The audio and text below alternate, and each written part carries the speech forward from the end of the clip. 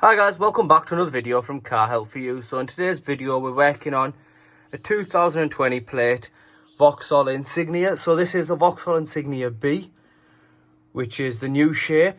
This car's coming to us because even though we're having the red weather warning and the temperature's boiling and that, this car refused to start, and it's simply just because of a bad fuel filter.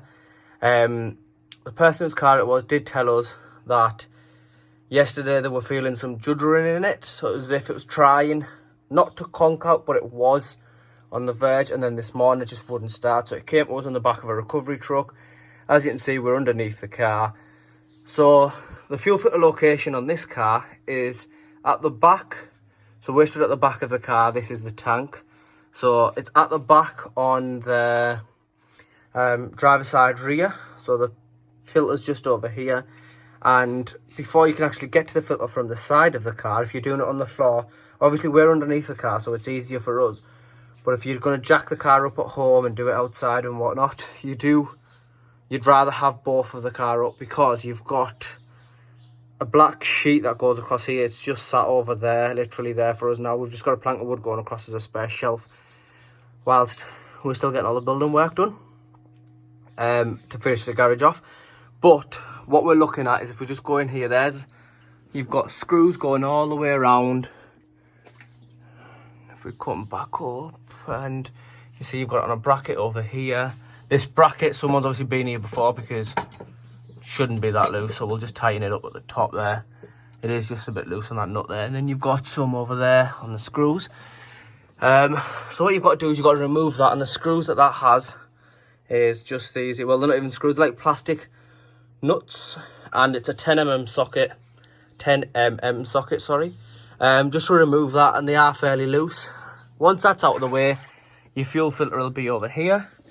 Now, we've already got the old fuel filter out. I'm just putting it back together, and I thought I'd make a quick video. So the way to get this out is, if you get a flathead and you put it inside of there, I'll actually try and show you. So you put a flathead inside of there, and you can just twist this. So that's always nice and tight now, but if you twist it left like that, it goes loose, and right goes tight. So get some underneath to grab the fuel with, because you can always reuse that sitting fuel. So what we done was, we put a jerry can with a funnel underneath it, grab the fuel out of the way, and once it drained out of there, took this one off. Now you can use a socket on this, or you can use a spanner.